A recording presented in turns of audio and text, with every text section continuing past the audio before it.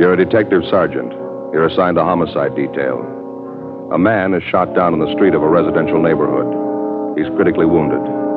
You don't know who the assailant is. You don't know where he is. Your job, get him. Compare Fatima with any other king-size cigarette.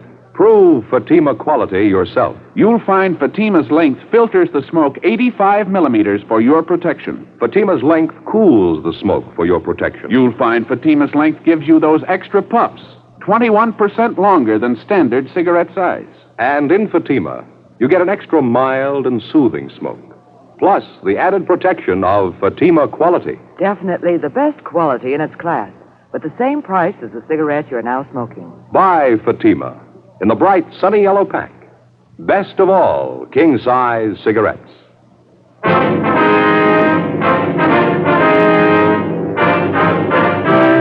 Dragnet, the documented drama of an actual crime. For the next 30 minutes, in cooperation with the Los Angeles Police Department, you will travel step by step on the side of the law through an actual case transcribed from official police files. From beginning to end, from crime to punishment, Dragnet is the story of your police force in action.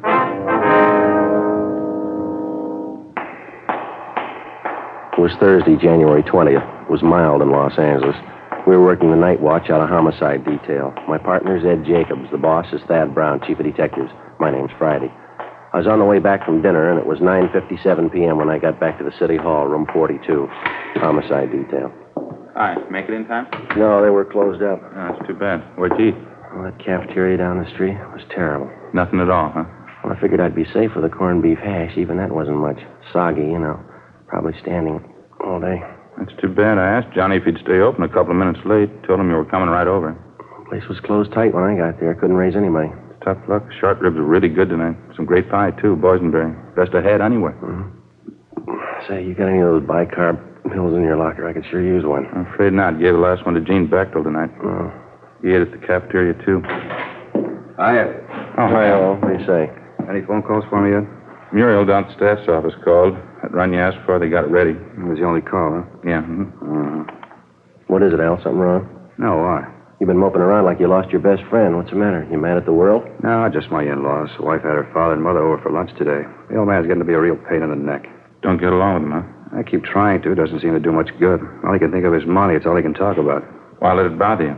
My in-laws have been talking about it for years. Forget it. He won't let you. The minute he puts his foot inside the front door, it's the first thing you hear. Crusty old guy. That pipe he smokes enough to knock you over. Why don't you duck out when they come over? Tell them you got a call. You have to go to work. Well, the wife's onto that one. She makes me hang around. Keeps telling me her father and mother like me. You never know it. The old guy's a real tyrant. See, the wife comes from a big family. Every time I see her old man, he has to make a point of telling me how smart his other sons-in-law are. How much dough they're making. Yeah, same routine every time. One of his daughters married a carpenter. He's making $20 a day. One of them married a hod carrier. He's making $25 a day. Always ends up asking me how much I'm making. Why don't you tell him it's none of his business? I did today. That's what started the argument. I walked out. Crusty old guy. Yeah, well, I get it. Homicide, Friday. Yes, sir. Where? Mm-hmm. Would you repeat? Yes, sir, I have it. Fine, thank you. Yes, sir, right away. Shooting, Kirkman near Alpine. Let me grab my coat. No details? Man down on the sidewalk, apparently hurt bad. Neighbor said it was a family fight. Come on, we better hustle it out. Let's go. That's one good thing about this job. How do you mean? Trouble. You don't know what it is till you hear about other people's.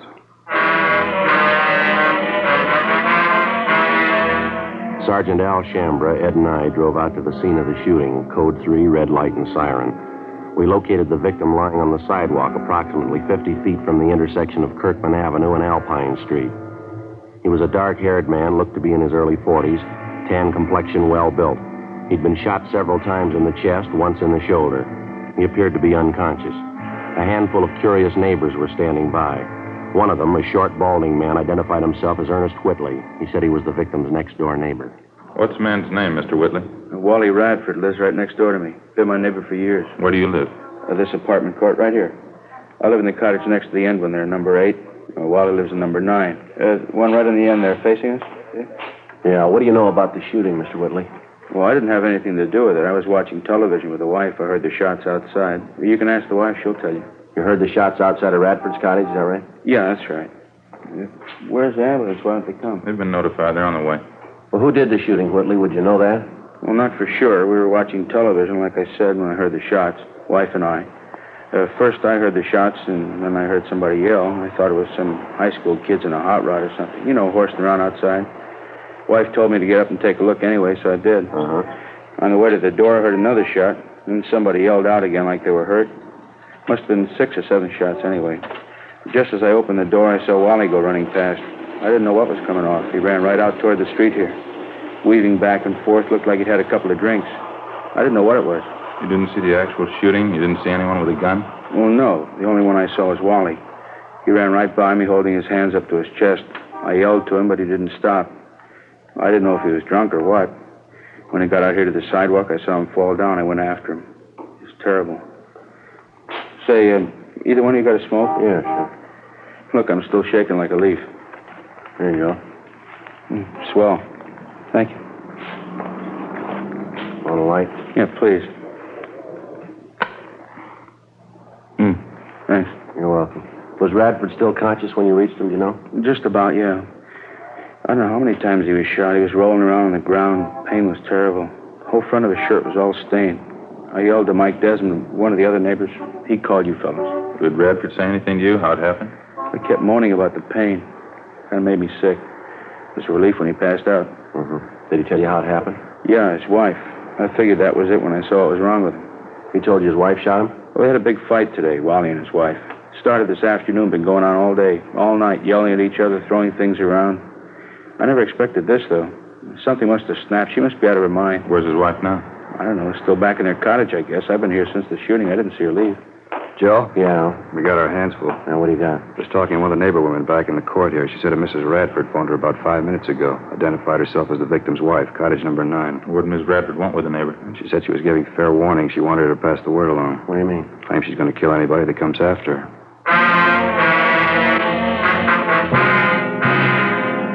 10:28 p.m. The ambulance arrived, and the attendants administered first aid to the victim of the shooting, Wallace Radford.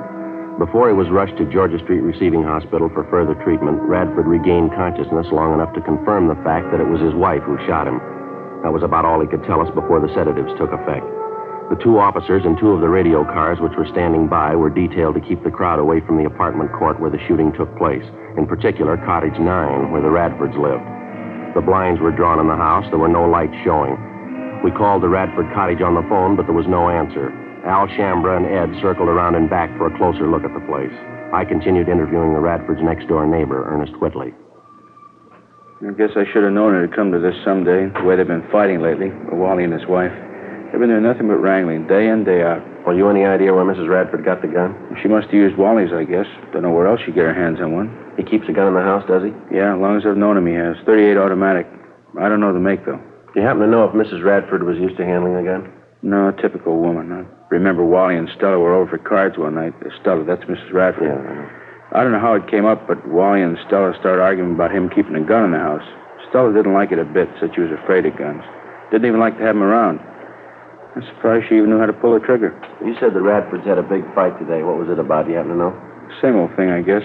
Stella was always accusing Wally of running around with other women, running around town drinking. As far as I know, it wasn't true. Matter of fact, it was just the opposite.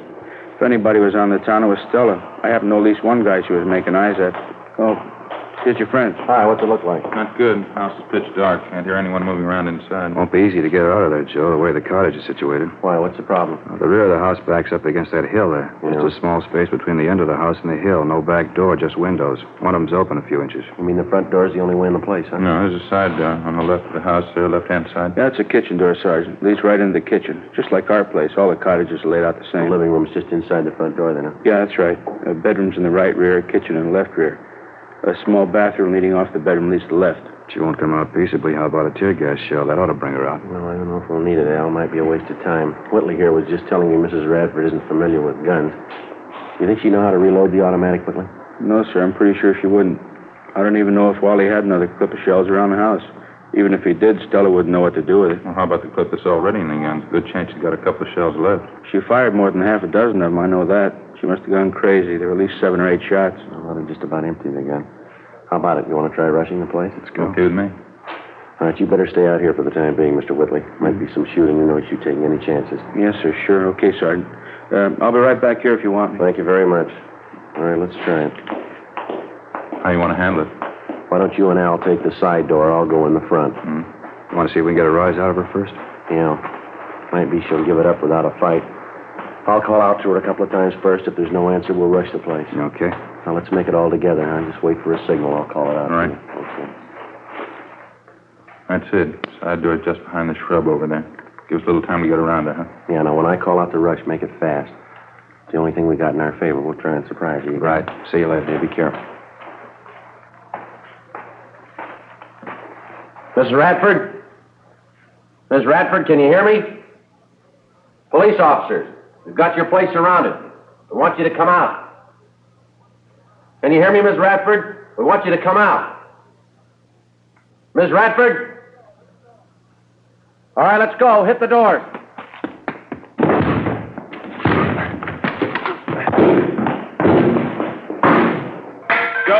Joe, you all right? Yeah, what about you? In the kitchen. It's empty. Okay, just a minute. Living room's empty, not in here. Ed, in the bedroom. Nothing here. Yeah, how about that?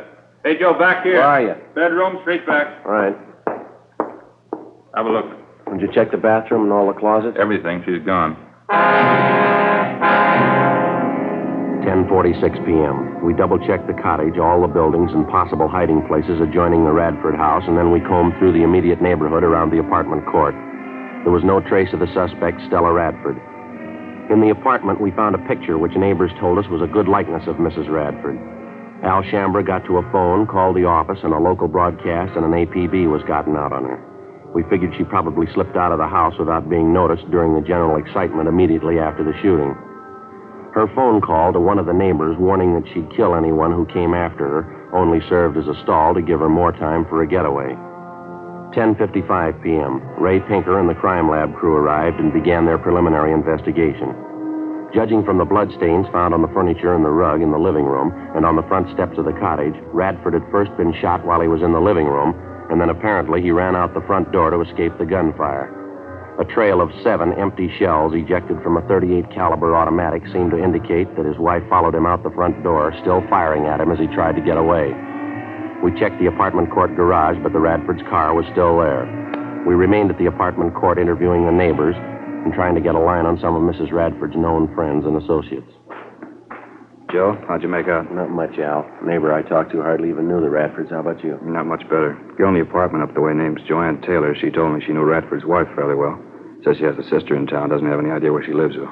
How about the boyfriends Mrs. Radford's supposed to be running around with? She know anything about that? She thinks she was doing a little running around. She doesn't know who the men are, though.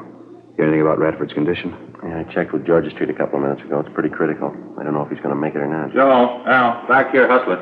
Come on. What do you got? Radford's neighbors next door. Whitley's. Just got a call from Mrs. Radford. She's talking to Mr. Whitley on the phone right now. Let's go. I don't know what this is all about.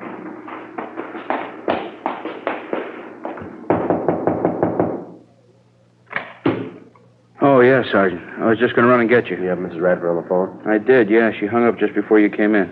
Wouldn't talk, though. Did she tell you where she is? No, she sure sounded funny. I think something snapped. She's a little crazy. What'd she say? Why'd she call you? Said she wanted to find out if her no-good husband was dead yet. That's all I could make out. The rest was just a lot of gibberish. She wouldn't give you any idea where she was? Where she was phoning from? No, I asked her, but she just laughed at me. Might still have a chance to find out, though. Yeah, how's that? She's going to call me back. While Ed and I waited with Mr. Whitley in his apartment, Al Shambra got to another phone in one of the adjoining apartments, called our business office, and gave them the number of the Whitleys' telephone. He asked them to make arrangements as soon as possible to have all incoming calls at the Whitleys traced to their origin. Meantime, Ed and I were briefing Ernest Whitley as to what he should say if and when the suspect, Stella Radford, called him back.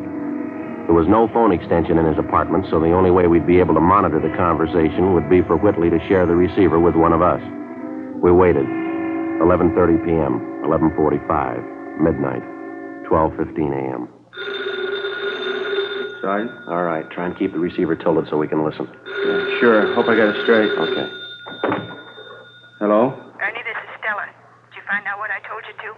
Yeah, I called the hospital. Wally's a lot better. It's not as bad as they thought it was. What do you mean it's not bad? You trying to kid me?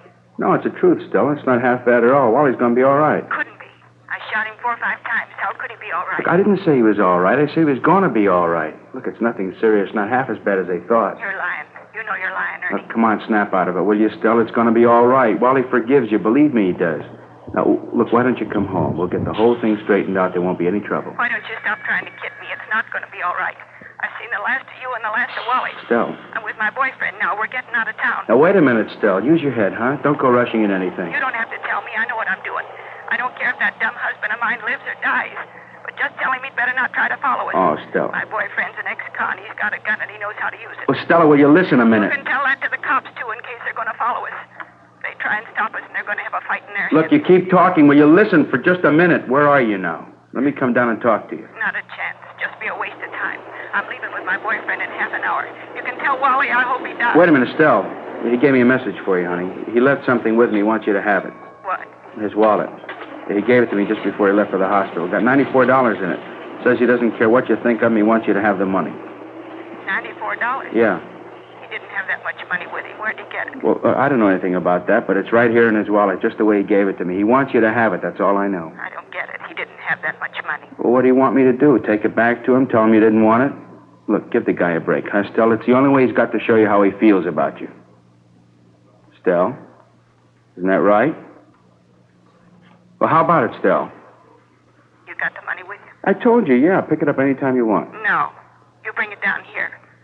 I'll pay your cab fare, buy you a drink. You can meet my boyfriend. Yeah. Just a minute. Stella? Hello, Stella? Yeah? It's about 12:30 now. I'll be down here in half an hour, huh? Uh-huh. I'm in a bar right on the corner. You can't miss it. Where? What corner? 9th and Avalon. As soon as the suspect, Stella Radford, hung up, we went to the apartment cottage next door where Al Shambra was on the phone in constant communication with our business office. He told us that somehow there'd been a slip-up. They were unable to trace the call to its point of origin. 12:36 a.m. According to plan, Ernest Whitley left his apartment, called a taxi, and headed downtown to keep his appointment with the suspect, Stella Radford. Ed Jacobs and Lieutenant Tony Ruiz from Homicide followed him. Al Shambra and I stood by at the apartment. More waiting. 1 a.m., 1:30, 2 a.m. Think they'd call us anyway. Wonder what the hitch is. Well, it's kind of hard to figure, Al. It's either a bum steer or they ran into some kind of trouble, maybe. And Mrs. Radford, she really warmed up to the idea when the money was mentioned. Well, apparently, yeah. I was listening in when Whitley gave her the story. She seemed to go for it. It's kind of hard to tell. The way this whole thing shapes up, she can... Might be them now. Give a look. Joe? Oh, yeah, Ed. What happened? How'd it go? We covered the portal closing, cruised the neighborhood, gave her plenty of time. Yeah. No luck, she didn't show.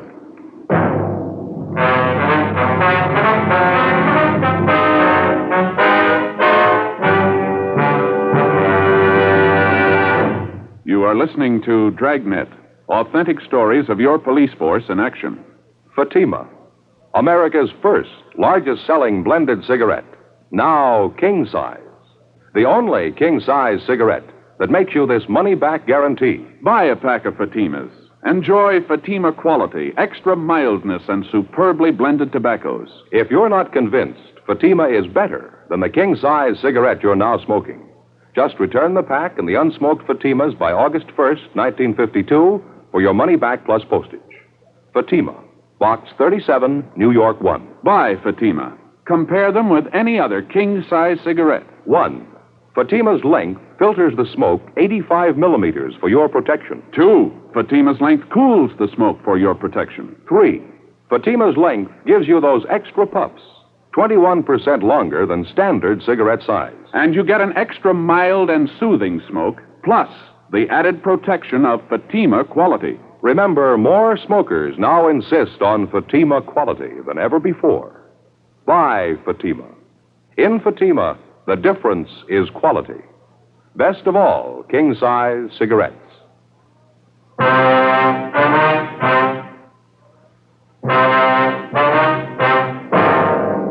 Friday, January 21st, 2:28 a.m. With the failure of the suspect, Stella Radford, to keep the date with her next-door neighbor, Ernest Whitley, at the Avalon Boulevard bar, we reached a temporary stalemate. Despite the fact that checks were made at all restaurants, bars, and other business places in the vicinity of 9th and Avalon open that time of night, there was no report or trace of the suspect.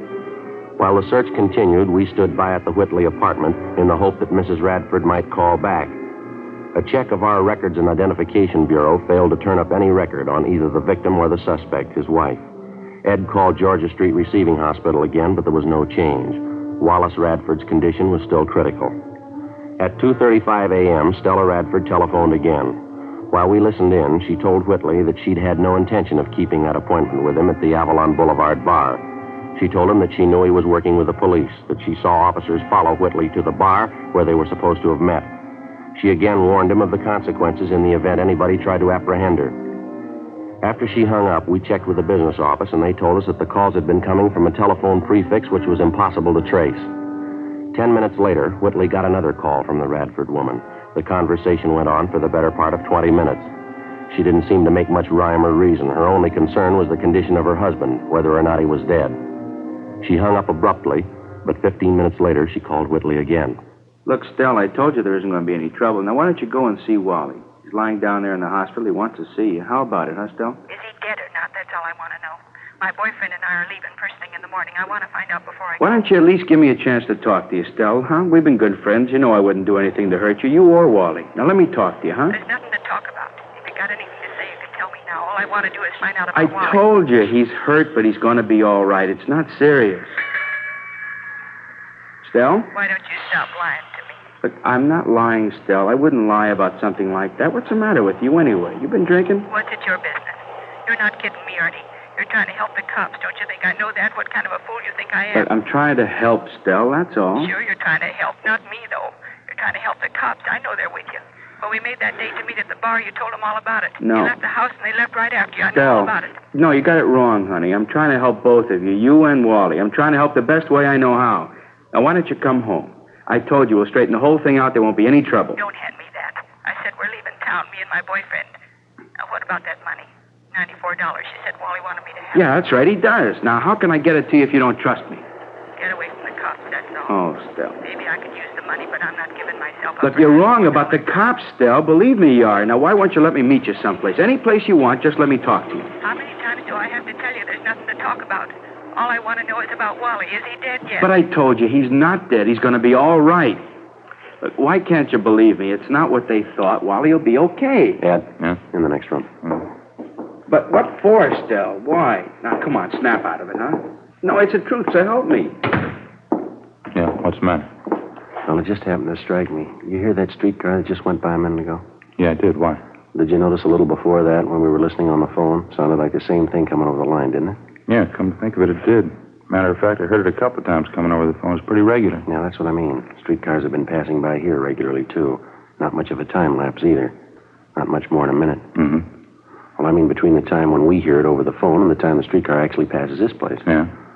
Well, if we've got the right angle, there's only one way to figure it here. She's phoning from somewhere in the neighborhood, and she's fairly close, wouldn't you say? Where do we start looking? Well, car tracks only run two ways. 3:30 a.m. Ed and I went back into the next room and continued to monitor the conversation between Whitley and Mrs. Radford. Whitley seemed to know how to keep the suspect talking, even though the purpose of her conversation seemed to make little or no sense. At 3:42 a.m., while we listened in, on the other end of the line, we again heard the sound of a streetcar approach and pass. Ed checked his watch. Approximately 1 minute, 38 seconds later, we heard a streetcar pass by in front of the apartment court.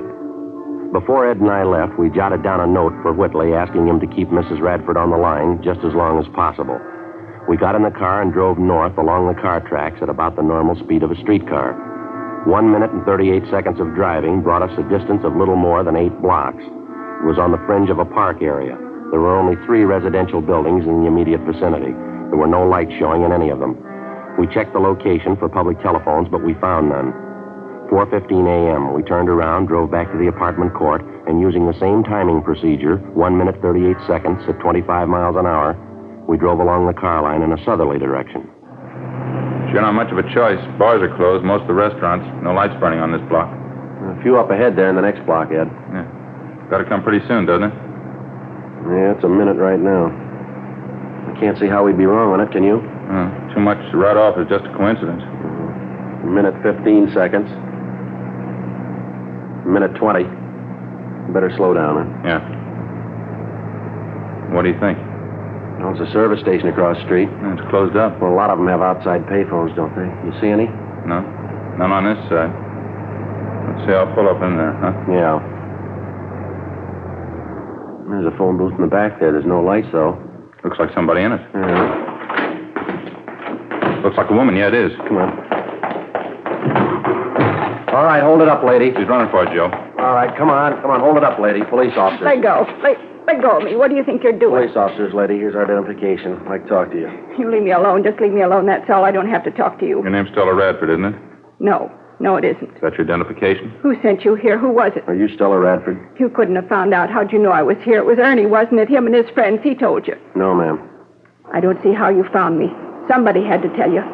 You never could have found me. I don't see how I made any mistake. Yeah, that's right. Let's go, lady.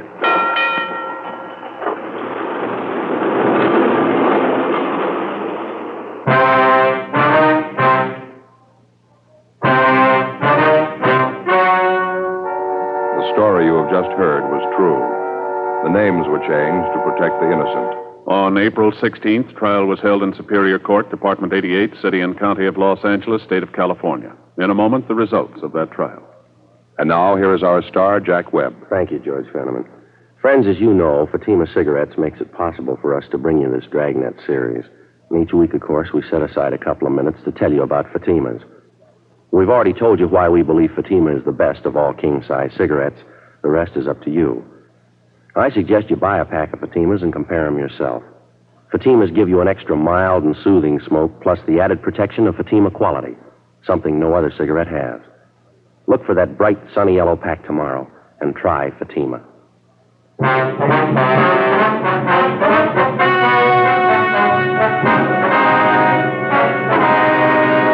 The victim of the shooting, Wallace John Radford, recovered from his wounds and refused to press charges against his wife. However, she was tried in Superior Court and found guilty of Section 245 PC, assault with a deadly weapon. She was sentenced to the term prescribed by law. Assault with a deadly weapon is punishable by imprisonment in the state penitentiary for a term not less than 1 nor more than 10 years. Ladies and gentlemen, Mr. Joseph M. Kinnick, President of the California State Juvenile Officers Association. Thank you. The California State Juvenile Officers Association has asked me to present this award of merit to Jack Webb and to Dragnet for outstanding service to law enforcement in the authentic and sympathetic portrayal of the police officer in the field of delinquency control. Thank you very much, Mr. Kinnick. And I'll be looking forward to meeting you again and the members of your association at your annual conference banquet tomorrow night here in Los Angeles.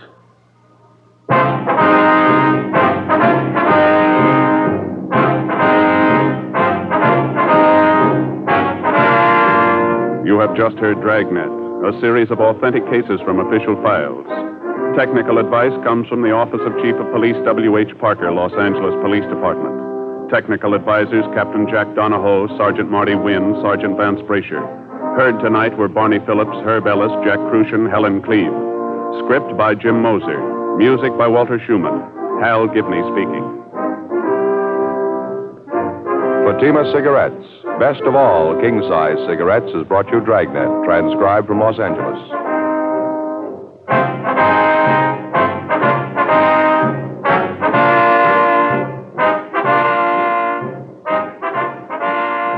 Ladies and gentlemen, nature plus the threat of man-made catastrophes make continuing help in constant preparedness necessary. The Red Cross binds these needs. Answer the Red Cross call with a generous contribution.